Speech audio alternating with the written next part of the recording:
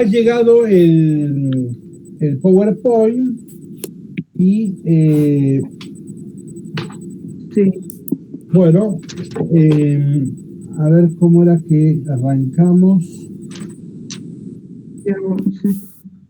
sí, sí, Bueno, solamente recordemos que en la primera parte del año hicimos una introducción general donde dedicamos mucho tiempo a explicar que para conocer a Pablo hay que conocer cuáles son las fuentes, ¿no?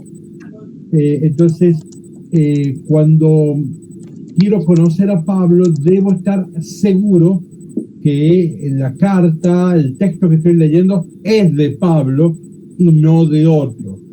Lo digo brevemente, la Biblia le atribuye 14 cartas a Pablo, nosotros sabemos que él solo escribió 7. Bueno, entonces, cuando yo quiera opinar y conocer el pensamiento de Pablo, debo leer las cartas de Pablo y no otras. Ese fue un gran criterio. El otro, para conocer la biografía de Pablo, también hay dos fuentes. Tenemos a Pablo mismo, que habla de sí mismo, y a Lucas, en los Hechos de los Apóstoles, que habla mucho de Pablo. Y ahí nos planteamos una cuestión. Cuando ambos coinciden en el relato, no hay ningún problema. La dificultad es que a veces no coinciden Lucas con Pablo. Entonces, en ese caso, la opción es creerle a Pablo y dejar en segundo lugar a Lucas. Bueno, eso lo desarrollamos en la primera parte del año. Después empezamos a ver las tres primeras cartas. La primera de todas es Primera de Tesalónica, en donde uno de los temas centrales es la apocalíptica, la segunda llegada del Señor. Después vimos la carta a los Filipenses, en donde aparece el tema de la cruz, que Cristo no quiso, no tuvo la pretensión y la ambición de ser como Dios, sino que se hizo hombre, esclavo y murió en la muerte de cruz. Ahí vimos la carta de los Filipenses. Y en tercer lugar, la más cortita de todas, que es Filemón, donde Pablo intercede por un esclavo, ¿no? Bien, hasta allí vimos. Y comenzamos la primera carta a los Corintios, que es muy larga. Hicimos una introducción del contexto histórico y vimos los primeros capítulos, ¿sí? Los primeros 4 o 5 capítulos. Entonces, ahora nosotros vamos a retomar, arrancamos con 1 Corintios, pero a partir del capítulo 7. Pero fíjense la diapositiva número 2. Allí yo les recomiendo un libro. El autor es uno de los grandes teólogos del siglo XX. Es uno de los grandes teólogos del siglo XX, Hans-Urs von Balthasar. Este es uno de los grandes teólogos. Lamentablemente no es tan accesible. El hombre maneja un lenguaje, un hombre... fíjense, este hombre no estuvo en el Concilio Vaticano II. Ya era un conocido teólogo. Henry de Libois, uno de los grandes teólogos del Concilio Vaticano II, cuando comienza el concilio dijo: yo les recuerdo que la Iglesia Católica está haciendo la asamblea más grande después de miles de años, y acá está faltando el teólogo más sabio de la Iglesia Católica.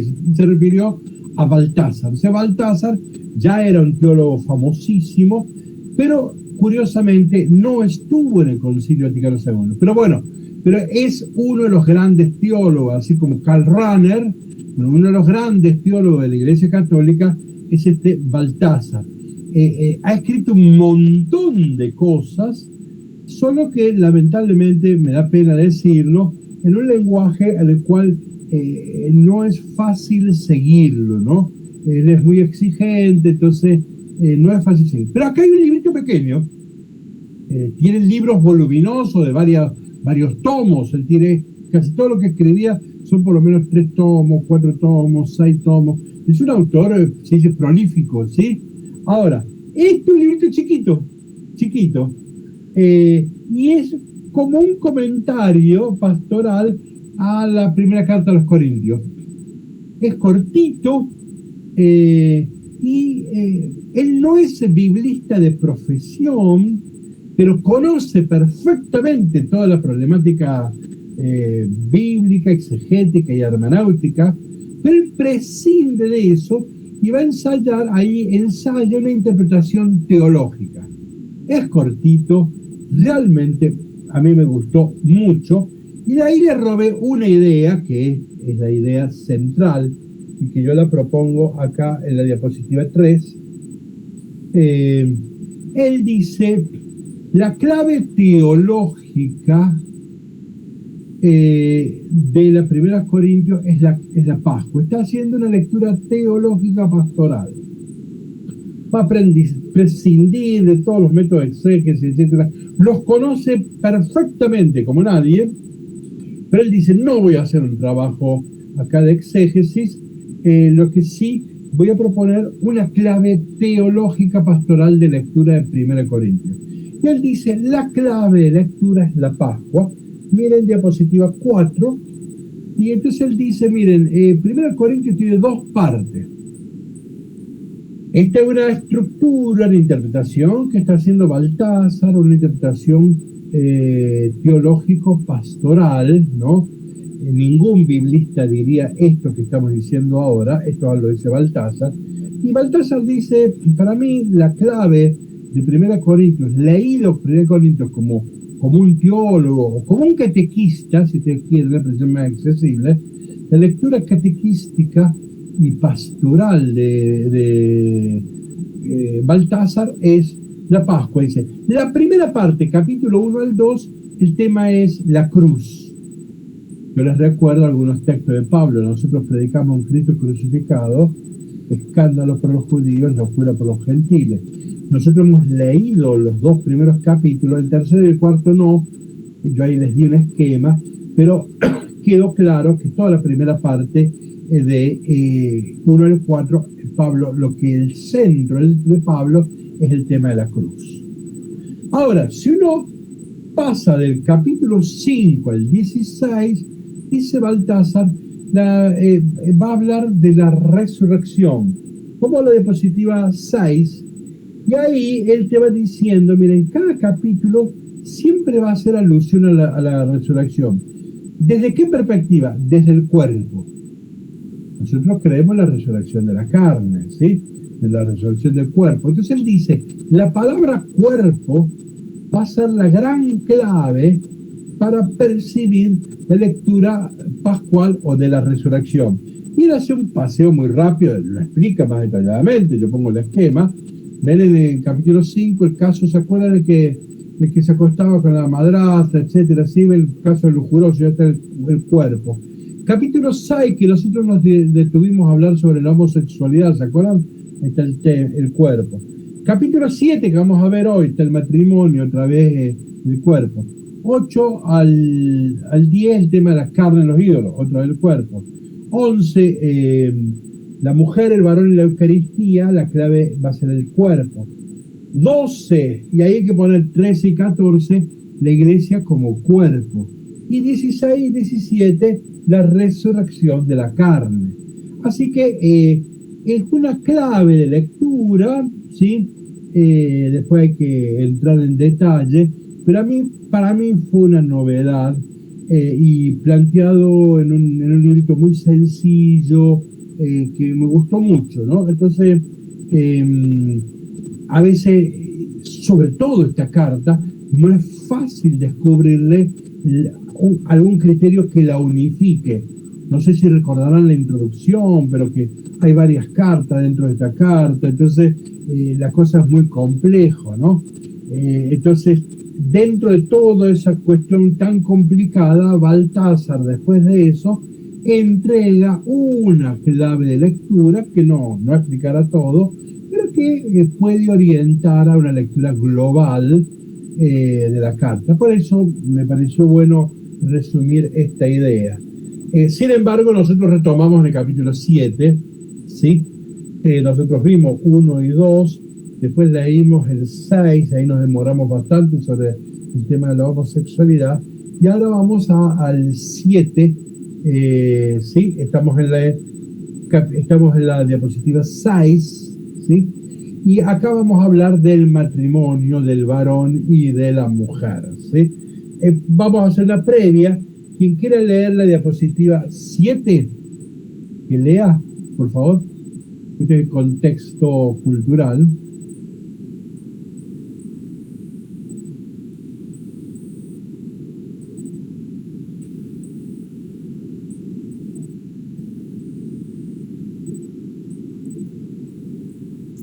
Donde habla de los judíos, padre.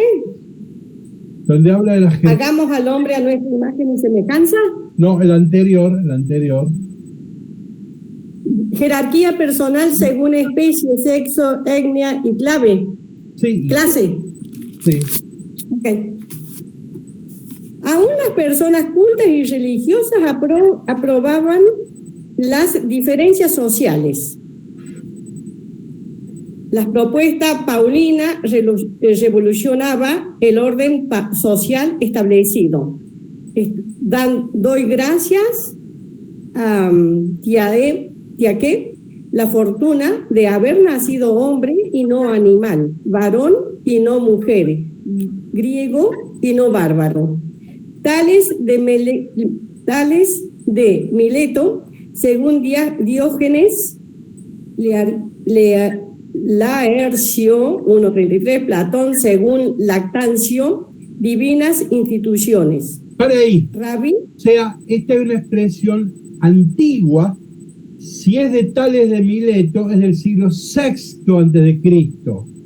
Grecia, ¿sí? Turquía. Este es el primer científico del mundo de la filosofía griega. El primer científico es Tales de Mileto. O sea que esta expresión es antiquísima. Contra esta va a pelear Pablo. Se atribuyó a Tales de Mileto o a Platón. Bueno, Platón, siglo IV antes de Cristo. Continúe, Elba, por favor. Rabí Judá dice: se deben decir diariamente 3 bendiciones. Bendito seas porque no me hiciste gentil. Bendito seas porque no me hiciste mujer. Bendito seas porque me hiciste esclavo. No me hiciste esclavo. Talmud de Palestina, Barakud, Talmud de Babilonia, Manojob. Bueno, estos son siglo I, siglo II, ¿sí? Bueno, la cuestión es que este es el ambiente cultural, sea que venga de la cultura griega, sea que venga de la cultura judía, acá aparece Pablo y lea el texto que está abajo, que nosotros hemos dicho que este texto es la síntesis del pensamiento paulino. Por favor, léalo, Elba, lo que está abajo. Todos los bautizados en Cristo os habéis revestido de Cristo. Ya no hay judío ni griego, ni esclavo ni libre, ni hombre ni mujer, ya que todos vosotros sois uno en Cristo Jesús. En Gálatas 3, 27 al 28. Bueno, entonces, a ver, el contexto cultural da de que de la mujer siempre era un elemento negativo o al menos no tan valorado, ¿sí?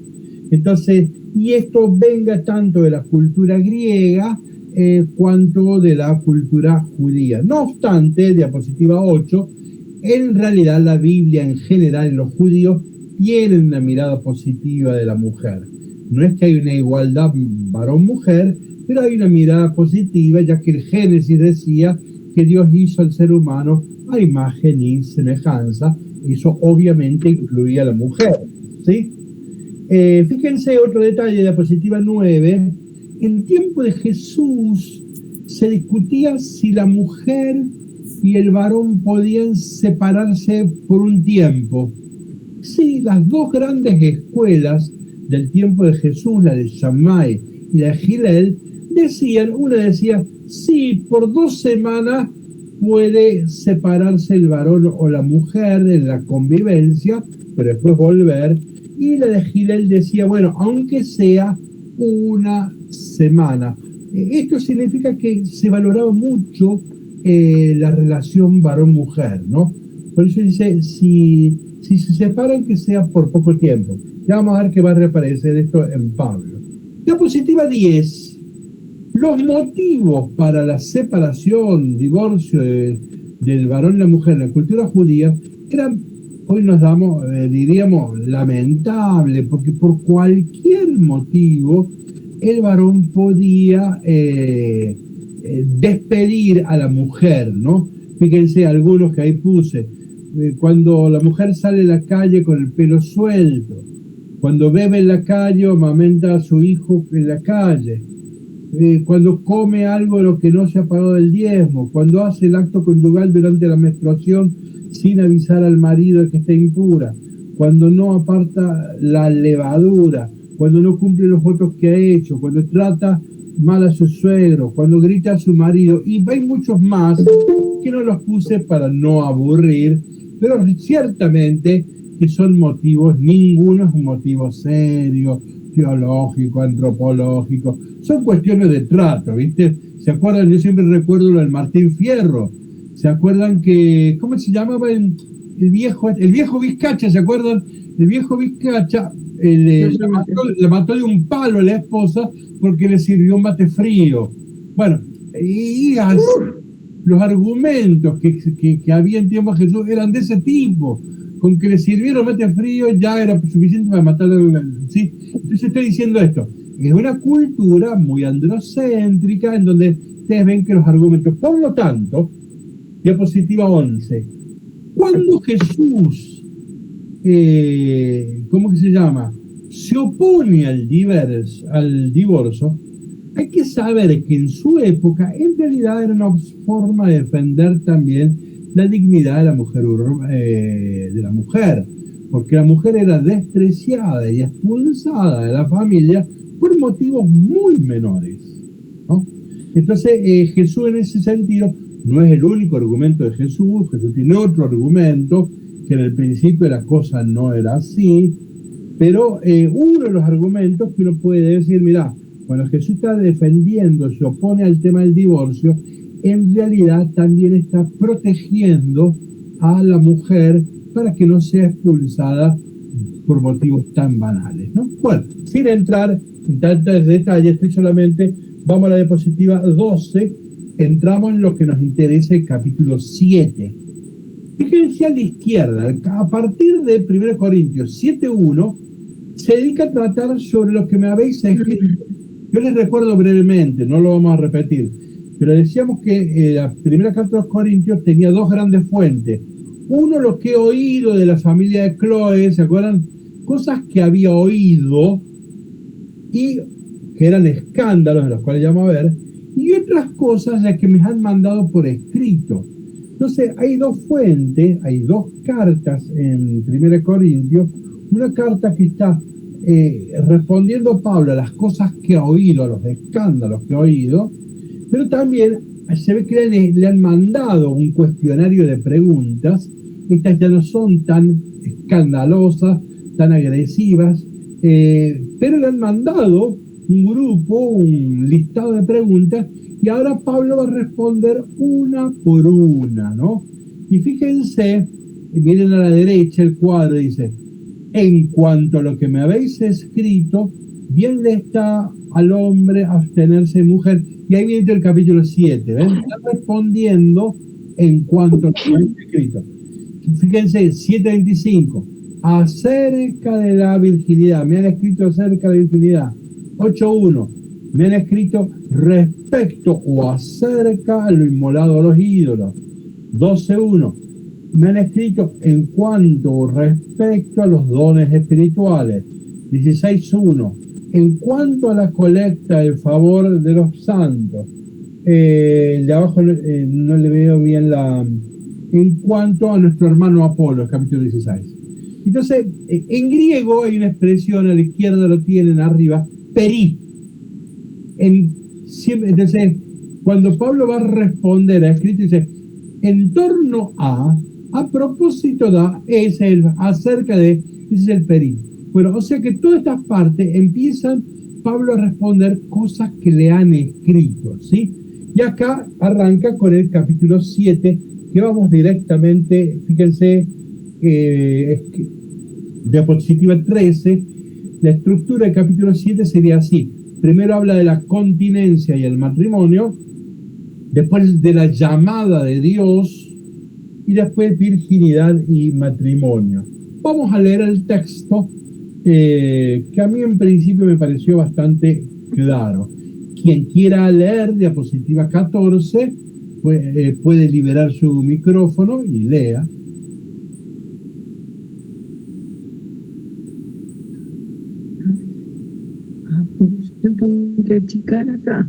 Ahora responderé a lo que ustedes me han preguntado por escrito.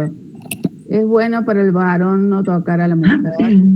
Para un cachito, María de los Ángeles. ¿Ven? Acá está recogiendo una frase de Corintios. En Corintios se decía, es bueno para el varón no tocar a la mujer. O sea, en Corintios había Susana Teresa Melano, creo que tenés prendido el micrófono. Los que lo tengan liberado, apáguenlo. Porque, sí. Bueno, entonces se lo vamos a dejar libre a Porque María quise Ángeles. hablar y no. Entonces fíjense, acá Pablo está recogiendo un dicho, un eslogan que usaba la gente de Corintio, probablemente no todos, pero sí un grupo. Era gente que era tan espiritual y que decía que lo material no permite la elevación de la persona, por lo tanto no había que tener relación sexual. Entonces a él le preguntan sobre este eslogan y ahora responde Pablo. Adelante, María de los Ángeles. Sin embargo, por el peligro de la incontinencia, que cada varón tenga su propia esposa y cada mujer su propio marido. Que el marido cumpla los deberes conyugales con su esposa, de la misma manera la esposa con su marido. La mujer no es dueña de su cuerpo, sino el marido. Tampoco el marido es dueño de su cuerpo, sino la mujer. Pasemos a la diapositiva 15. Rápidamente, sin entrar en detalle, ¿qué llama la atención de esta respuesta de Pablo? Sin entrar en detalle. Que los ponía los dos en el mismo nivel. Muy importante. Fíjense cómo él trata de iguales. Guarda que esto no era común. Esto es Pablo. Fíjense, a mí me da mucha pena cuando se habla que Pablo es misógino, que Pablo no quiere a las mujeres. Una lástima, si esa persona no leyó nunca la carta de Pablo, porque está demasiado obvio que acá tiene responsabilidad el varón y tiene responsabilidad la mujer. El varón, me expreso, es muy clara la cuestión. Sigamos leyendo. María de los Ángeles, lee uno más, por favor. Estamos en la diapositiva 16.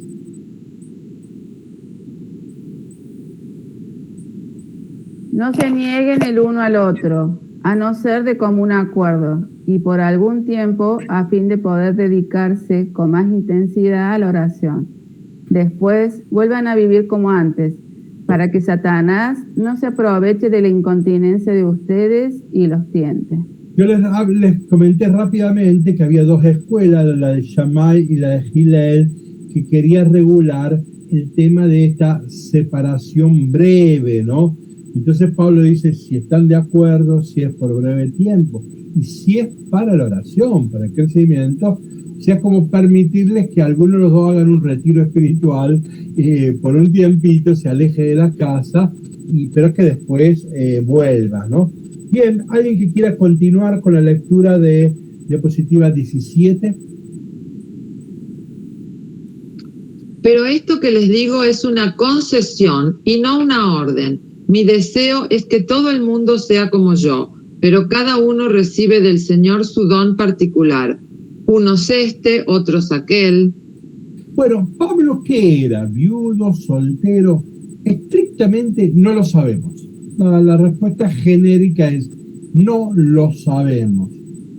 Se ha deducido y sí, probablemente Pablo haya sido soltero y le haya traído muchos problemas, ¿no? La soltería, ustedes saben que estaba mal visto.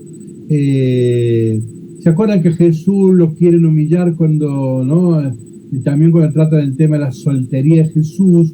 En el mundo antiguo, sobre todo en el judaísmo, es impensable la soltería. ¿Por qué? Porque Dios creó al ser humano para que llene la tierra de hijos. Entonces, es el primer mandamiento que trae la ley de Dios. Entonces era impensable, tan impensable. Ustedes saben que para hablar del varón y de la mujer, no del ser humano, el ser humano es Adán. Para hablar del varón y de la mujer, ¿cómo se dice varón? ¿Cómo se dice mujer? Elba, ¿cómo se dice varón? Libere el micrófono. O Santiago, los dos que algo de griego hebreo saben. Mira, Ish, mujer, creo, y varón. No, al revés. El varón es Ish y la mujer Isha. Por eso es el agregado femenino. Bueno, Isha. Perfecto, bien. Está perfecto. Ahora, Y Adoní, mi señor, Adoná, mi señor. pero el tema es Ish y Ya. En Génesis 2 aparece que Ish y Ya, varón, mujer. Pero la verdadera traducción no es varón. O es varón en el sentido de esposo y esposa. O sea, ven que el varón es inconcebible la soltería, porque varón prácticamente significa esposo. Y mujer prácticamente significa esposa. Con esto está muy claro que en el judaísmo no existe la soltería. La virginidad es un invento cristiano. Bueno, existe en otras culturas también, en los griegos en el siglo III, en el egipcio en el siglo III, pero eran pocos, muy, muy pocos. En los judíos algunos esenios, pero en la Biblia casi que hay un profeta por ahí. En el Nuevo Testamento tendremos a Juan el Bautista y Jesús. O sea que en el judaísmo en general, la soltería está mal vista, ¿sí? Bueno, Pablo por eso también es una cosa llamativa. Entonces, él ha hecho una opción por la soltería, acá diríamos nosotros en términos cristianos, por la virginidad. No, dice, yo creo que esto es lo mejor.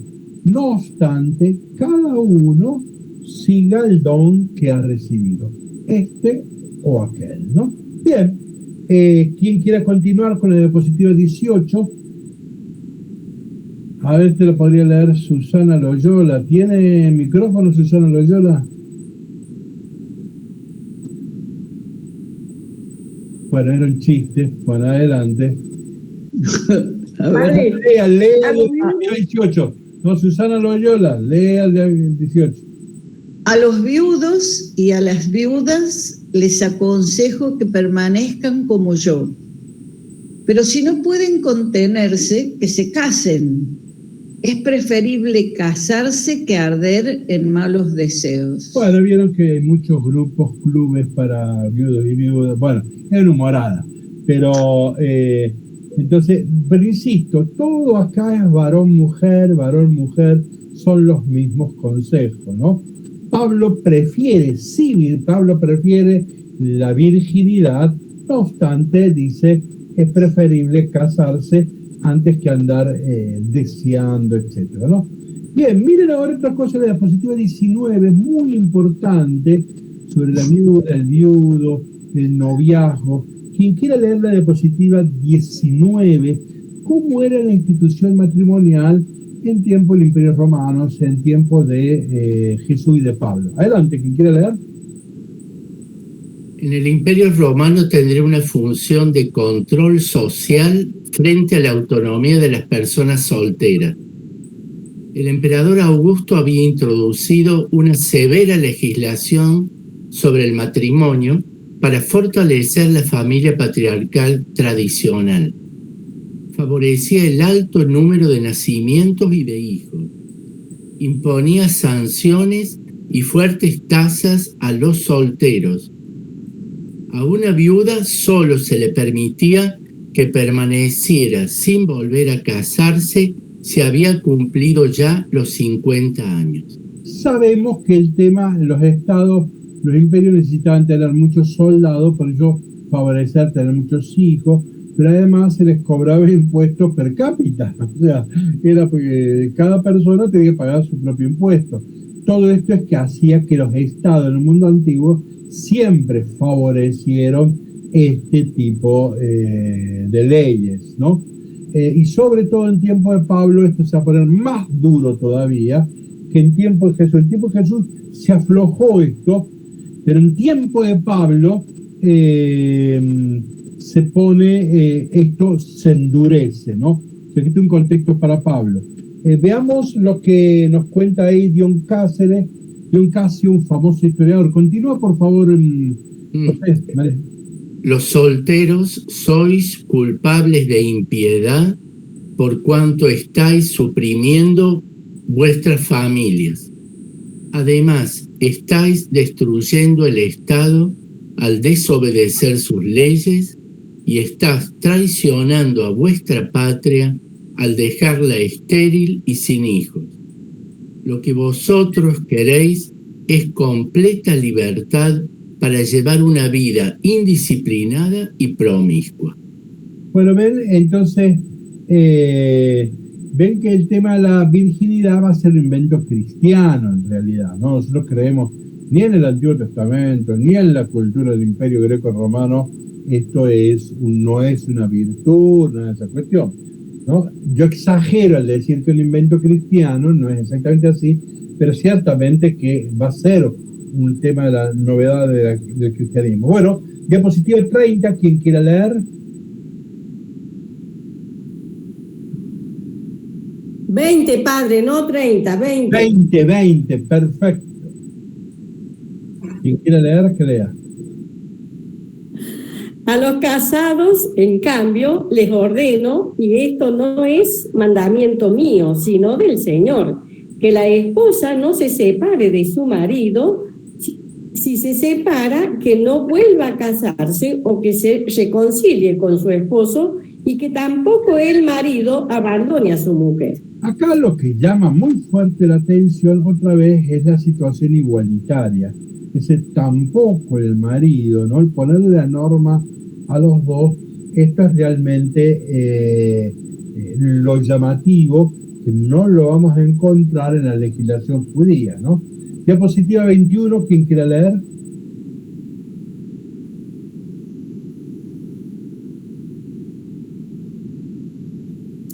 En cuanto a las otras preguntas, les digo yo, no el Señor.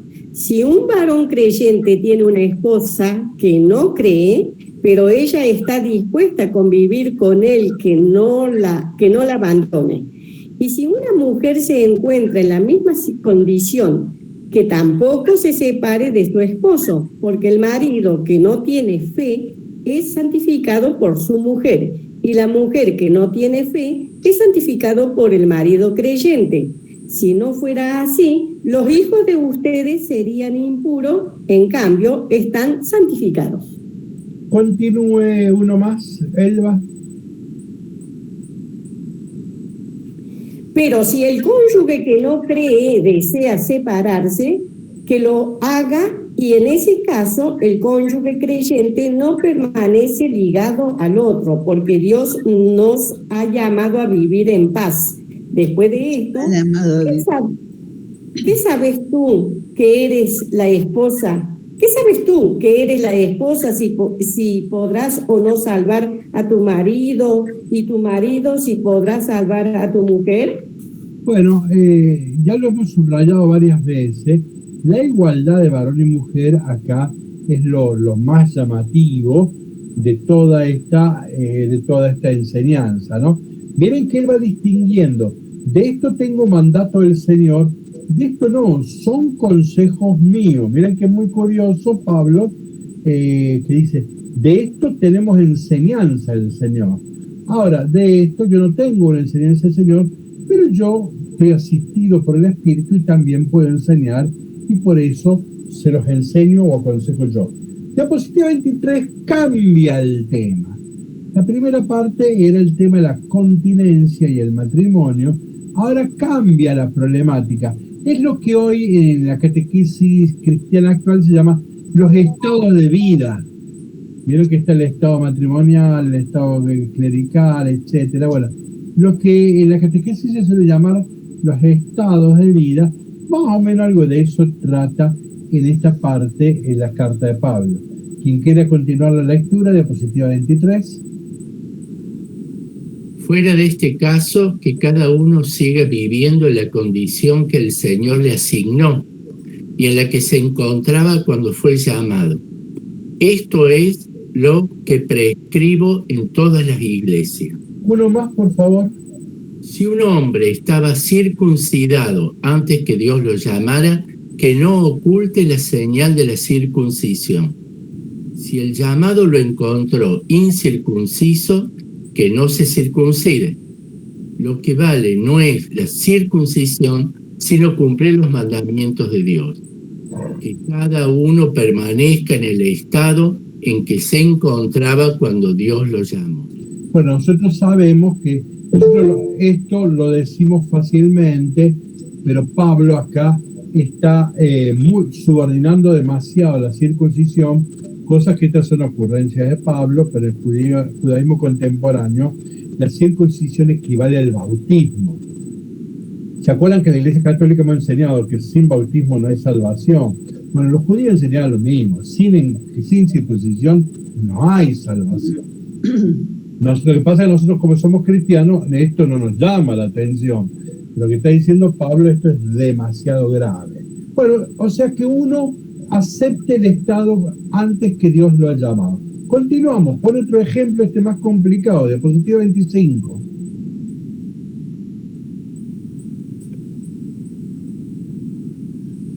¿Eras esclavo al escuchar el llamado de Dios?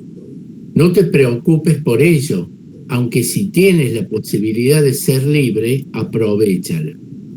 Porque el que era esclavo cuando el Señor lo llamó, ahora es un hombre libre en el Señor. De la misma manera, el que era libre cuando el Señor lo llamó, ahora es un esclavo de Cristo. Ustedes han sido redimidos, ¿y a qué precio? No se hagan esclavos de los hombres. Hermanos, que cada uno permanezca delante de Dios en el estado en que se encontraba cuando fue llamado.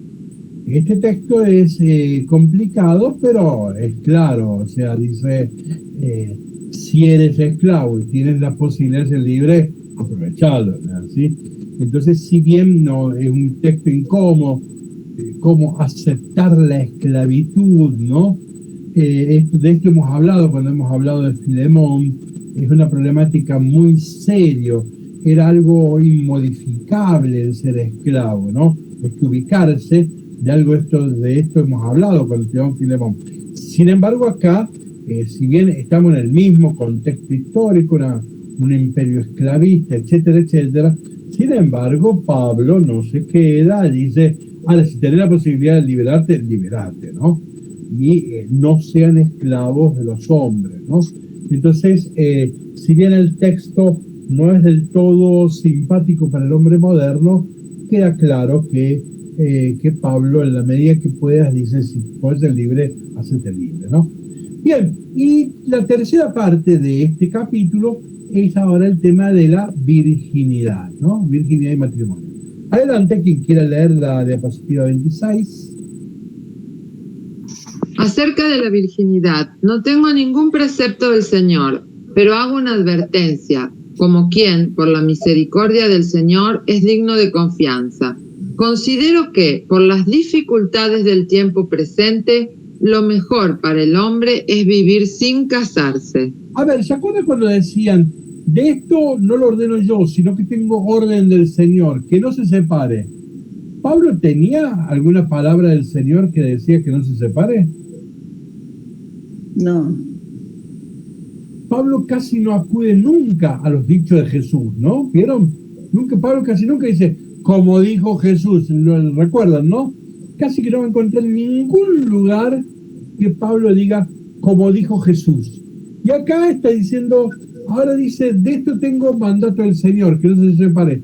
Sí, cuando Jesús, en la discusión del divorcio, que tú dices que no se separen.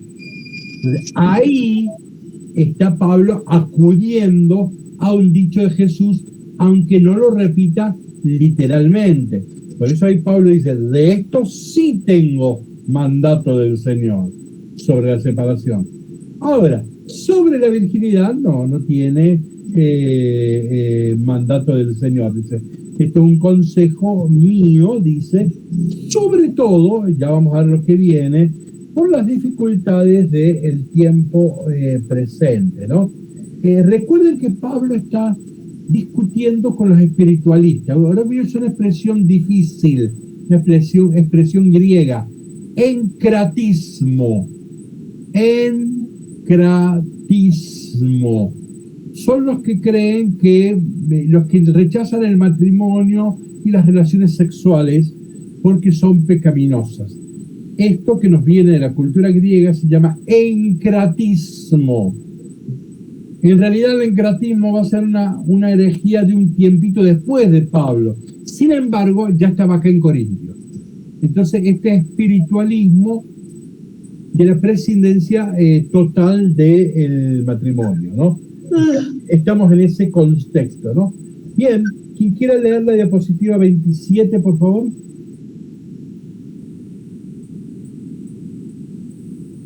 Hablando de encratismo, etcétera, adelante, quien quiera leerla.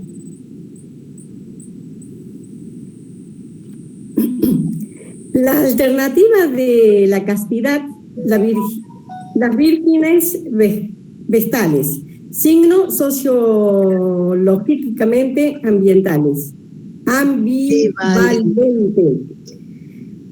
Antonomía, emancipadas de sus padres, abstención sexual perpetua, sujeción, sometidas al control del Senado. Había una ambigüedad. Bueno, ¿qué son las vírgenes vestales? Ahí tienen una imagen, ¿no? Porque tenían el rostro cubierto, ¿no? Entonces, y por un lado, ahí era ambiguo, por un lado eran autónomas, sí, estaban emancipadas de los padres, etcétera, pero para ser virgen vestal y después ser auxiliada por el Estado, tener casa, comida, quedaba sometida al Senado, ¿no?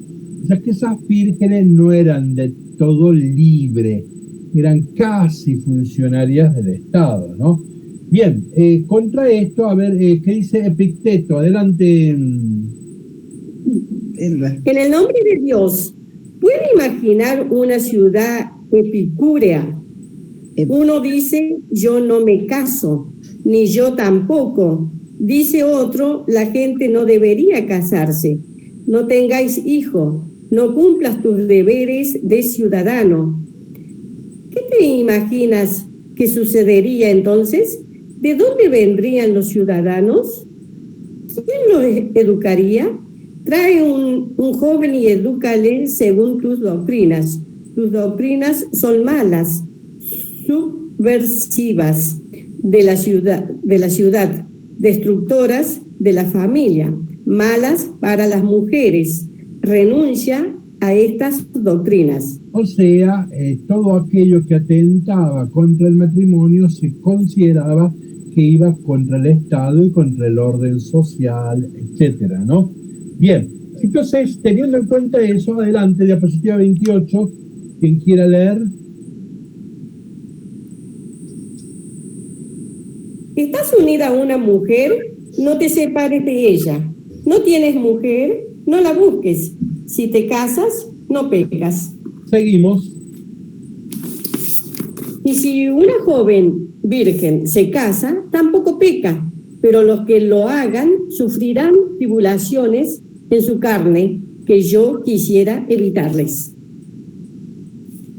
Ahora viene, este texto es muy importante porque va a explicar mucho de lo que hemos venido hablando. Lo voy a leer yo, diapositiva 30. Bien.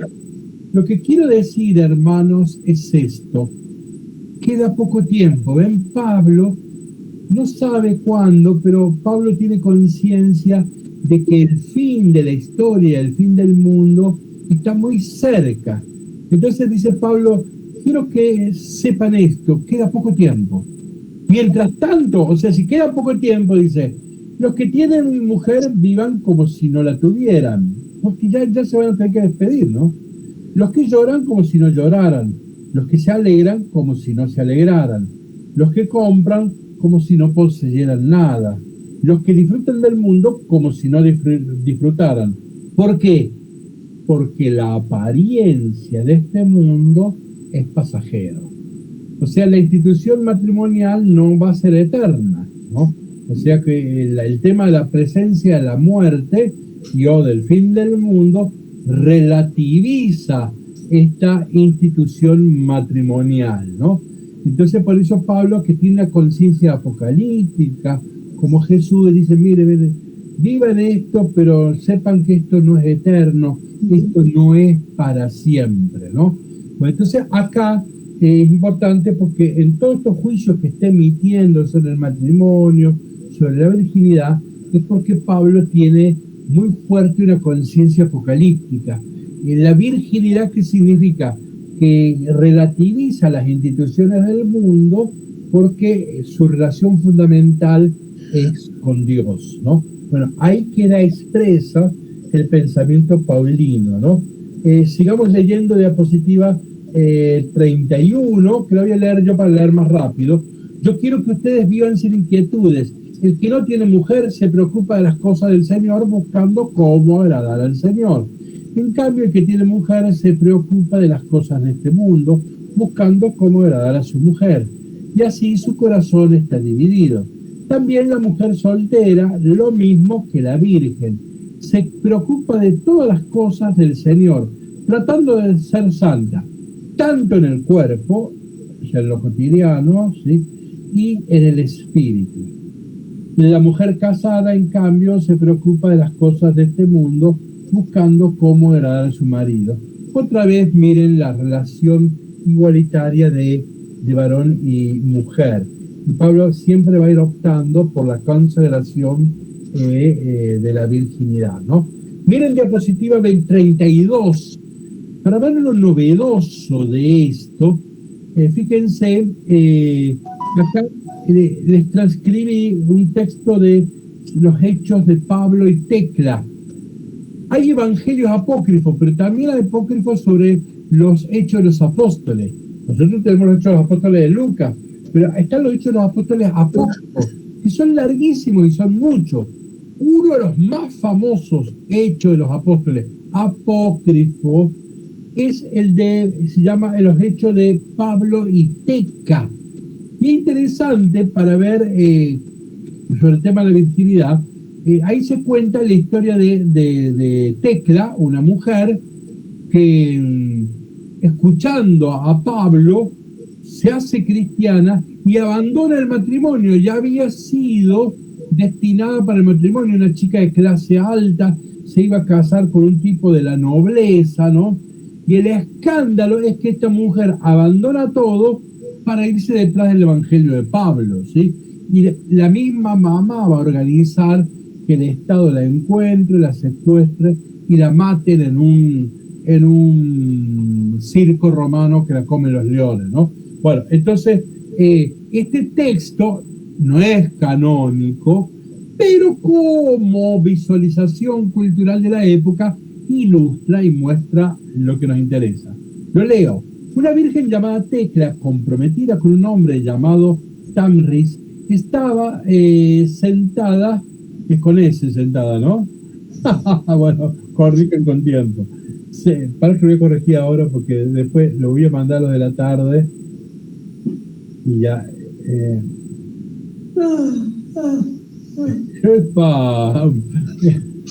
Estaba sentada cerca de una ventana y prestaba atención día y noche a la enseñanza sobre la vida virginal que daba Pablo. Dijo su madre al novio, al pretendiente: este hombre está alterando la ciudad de los iconios y también a tu Tecla. Todas las mujeres y jóvenes van a él y éste les dice: teman al único Dios y vivan en castidad. Ven cómo el tema de la castidad y la virginidad era contracultural. Eso es lo que se está diciendo, ¿no? Acá empieza a haber mujeres que son autónomas y que pueden prescindir del varón y de las estructuras sociales. Eso es lo que se está viendo de este problema, ¿no? Por eso alguna vez ya les he dicho que en los apócrifos aparecen muchas veces que a Jesús y a Pablo se los persigue por hablar contra la familia en este sentido el Imperio Romano. Miren otro testimonio de Orígenes. Abajo, apenas toman aparte a los niños y con ellos a ciertas mujercillas sin ceso, hay que ver la de cosas maravillosas que sueltan, que no hay que atender ni a los padres ni a los preceptores, sino creerles únicamente a ellos, ¿no? Entonces, ahí está el discurso contracultural de defender la virginidad, ¿no?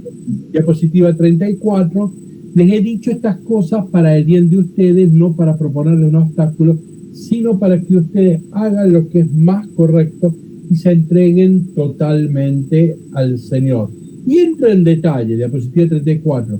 Si un hombre encontrándose en plena vitalidad cree que no podrá comportarse correctamente con la mujer que ama, la novia, y que debe casarse, que haga lo que le parezca. Si se casan, no cometen pecado.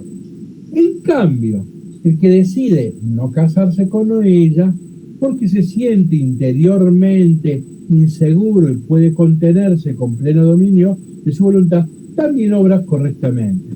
Por tanto, el que se casa con la mujer virgen, la novia, que ama, hace bien, pero si no se casa con ella, obra todavía mejor. Diapositiva 35, termina el capítulo. La mujer permanece ligada a su marido mientras éste vive. En cambio, si muere el marido, queda en libertad para casarse con el que quiera. Pero en este caso debe ser guiada por el Señor. Sin embargo, será más feliz si no vuelve a casarse, de acuerdo con mi consejo. Yo también creo tener el Espíritu de Dios. Recuerden que Pablo ha optado por la virginidad y por eso cree Pablo que la virginidad es un bien mejor que el matrimonio, ¿no? Bueno, a ver, un resumen de esto. Es interesante cómo se metió en detalle a la cuestión varón-mujer. El contexto es el espiritualismo, el incretismo, no hay que tocar a la mujer. Y es bueno, como toda la argumentación fue separando varón-mujer, varón-mujer. Esto es muy, muy interesante, ¿no? Pablo, que se lo acusa de estar contra la mujer, esto es una buena cuestión. El capítulo 8, fíjense, diapositiva 37, trata si se puede comer la carne que se ha consagrado a los ídolos. Ustedes recuerden que el cenaza, en tiempo de Pablo, era el templo. Entonces, no era la esquina, hoy nosotros tenemos la carnicería acá en la esquina. Entonces, ¿qué pasa?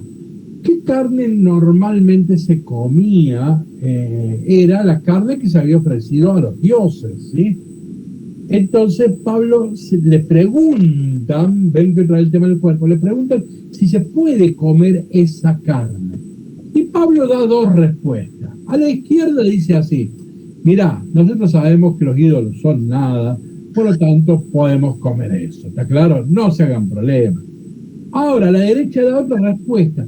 Pero si al lado hay un hermano mío que no tiene una formación bien lograda sobre esto, y lo único que se le ha enseñado es que comer la carne ofrecida a los ídolos es un pecado, en atención a esta poca formación de un hermano, vos no comas esta carne. ¿Está claro? Entonces él dice, nosotros somos libres, pero debo atender a un hermano mío que puede escandalizarse, ¿no? Entonces supongamos que voy a una reunión social, hay mucha gente, y me dan de comer la carne de los ídolos, y como yo sé que no son nada, yo la como, ¿sí? Y la disfruto.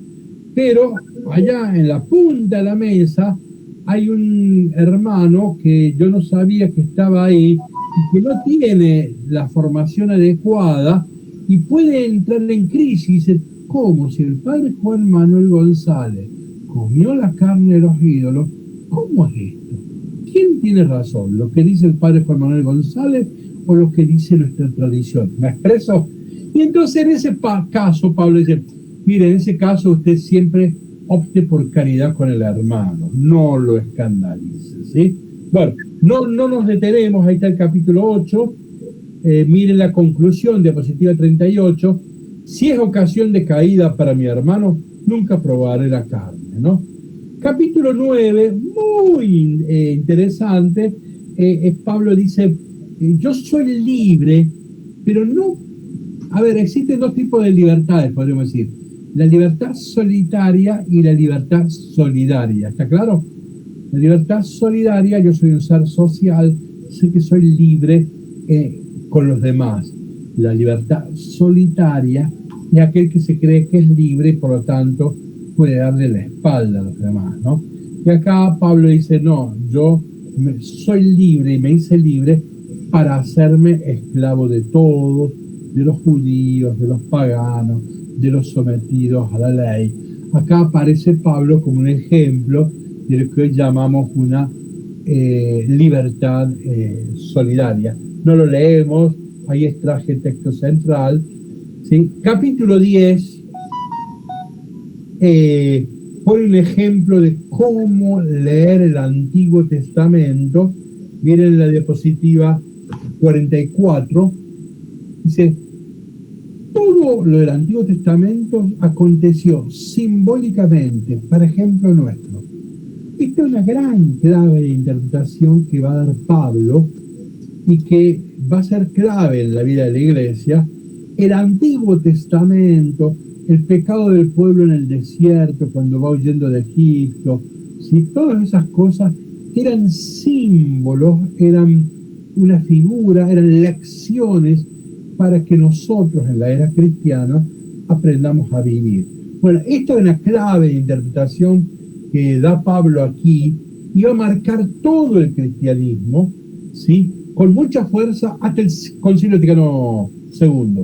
Esto es lo que se va a llamar la interpretación alegórica o alejandrina. No me detengo, no es un tema...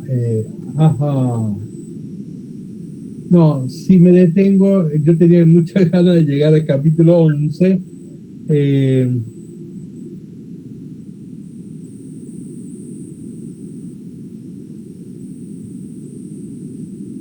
Discúlpeme, vamos al capítulo 11, vamos a la diapositiva 56. Son las 10. Sí, pues le voy a robar, si les puedo robar 7 minutos, vamos. Este es un texto importante.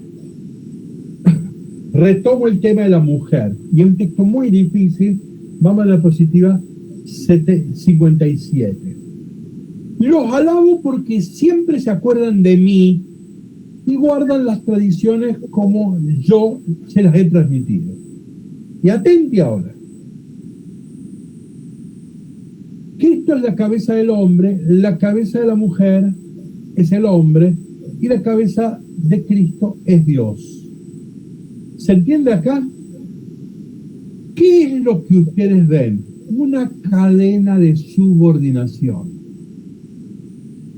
Cristo es la cabeza del hombre. Está bien, Cristo manda al hombre, está claro.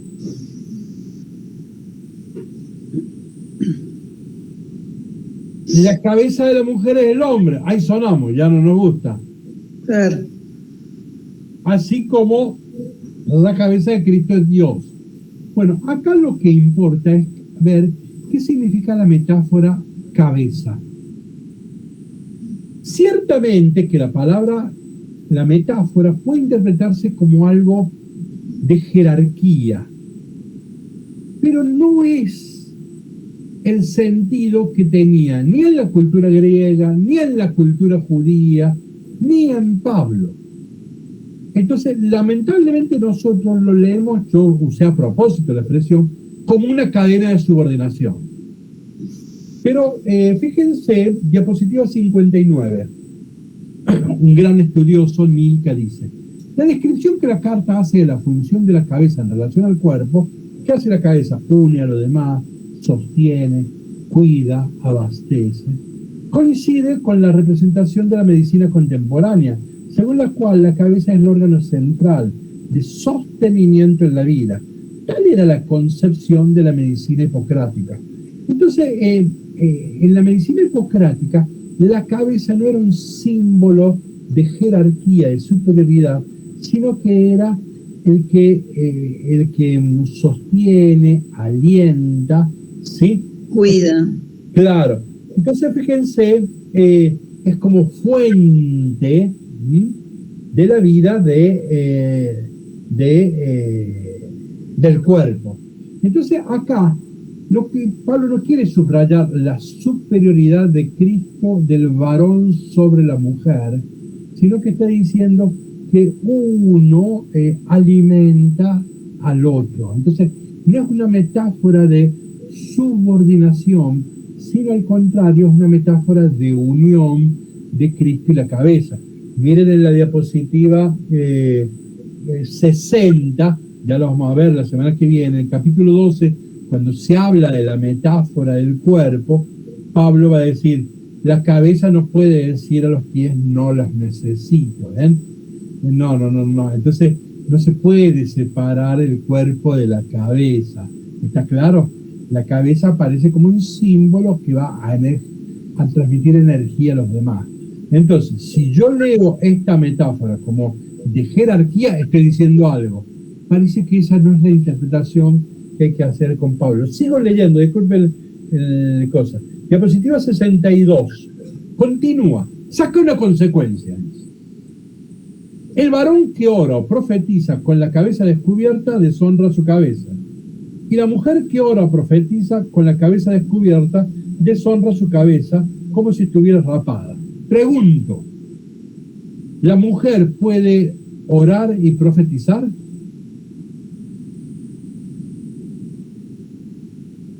Sí. Claro, acá el único problema es si lo hace con un... Acá el problema está en... no me sale. El problema es la vestimenta. Que el varón profetice y ore, pero con la cabeza sin mantilla. Que la mujer profetice y ore, pero con mantilla. Acá hay un problema cultural, es cómo debe vestirse la mujer para ir a misa. ¿Usa mantilla o no usa mantilla? Estoy poniendo un ejemplo viejo. Pero que varón y mujer en las asambleas, en la misa, cuidado, estamos hablando de una misa, que el varón y la mujer igualmente pueden dirigir la oración y la predicación, está igualitario. Ven cómo todo el contexto sigue con el tema de igualdad y de varón y mujer. Sigo leyendo. Ahora se va a justificar en Génesis 1. Hagamos al hombre imagen y semejanza. Fíjense, si una mujer no se cubre con el velo, que se corte el cabello. Esto es cultural, ¿no? Pero si es deshonroso para la mujer cortarse el cabello o raparse, que se ponga un velo. El problema del velo. El varón no debe cubrirse su cabeza porque eso venía de la cultura romana, ¿no? Porque él es la imagen y reflejo de Dios, que sería imagen y semejanza de Dios. ¿Ven que estamos acudiendo a Génesis 1:26? Y ahora miren, mientras que la mujer es semejanza, por lo tanto imagen del hombre. ¿Ven cómo otra vez el paralelismo, no? Entonces, la mujer es gloria e imagen y semejanza del hombre, ¿no? Entonces ven que acá no debe leerse en clave de subordinación, sino en clave de reciprocidad. Está justificando la igualdad de varón y de mujer recurriendo a Génesis 1.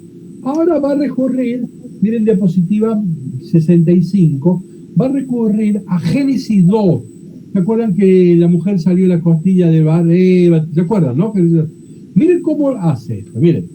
En efecto, no es el hombre que procede de la mujer, sino la mujer del hombre.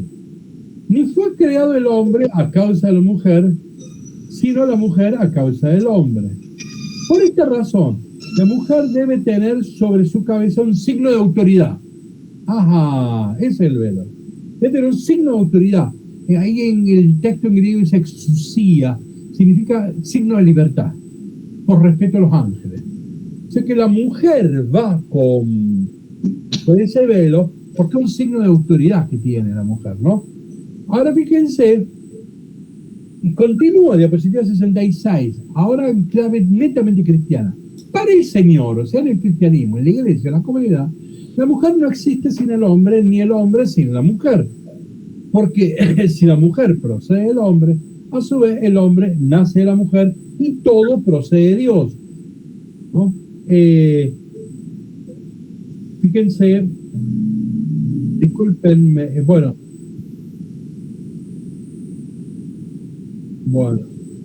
diapositiva 67. Juzguen por ustedes mismos. ¿Les parece conveniente que la mujer ore con la cabeza descubierta? ¿Acaso la misma naturaleza no nos enseña que es una vergüenza para el hombre dejarse el cabello largo, mientras que para la mujer es una gloria llevarlo así, porque la cabellera le ha sido dado a manera de velo? Acá Pablo dice, bueno, esta es una discusión sociocultural, resuélvanlo, ¿no? Y en el 68 dice, por lo demás, si alguien es amigo de discusiones, le advertimos que entre nosotros se acostumbra a usar el velo y también en las iglesias de Dios.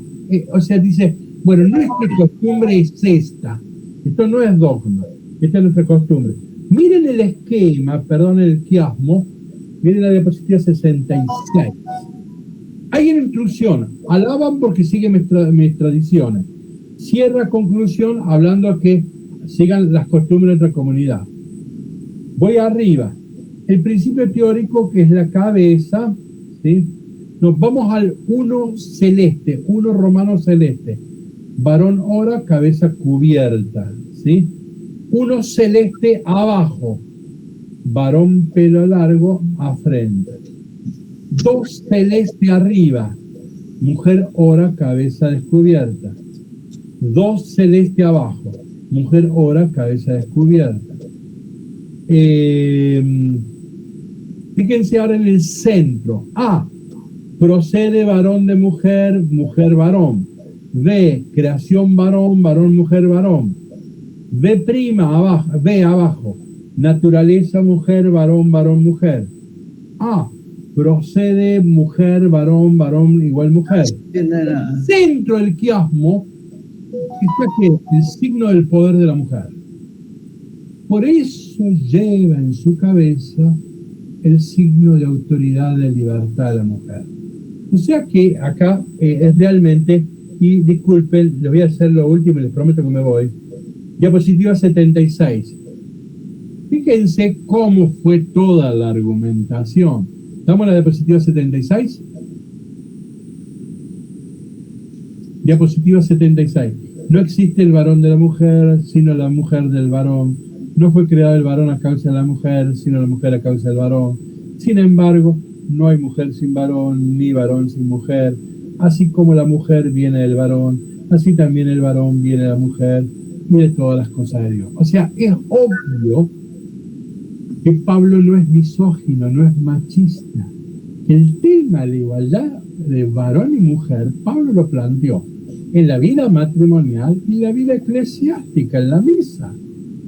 O sea, es demasiado claro y demasiado fuerte la postura de Pablo en relación de varón-mujer en la comunidad cristiana.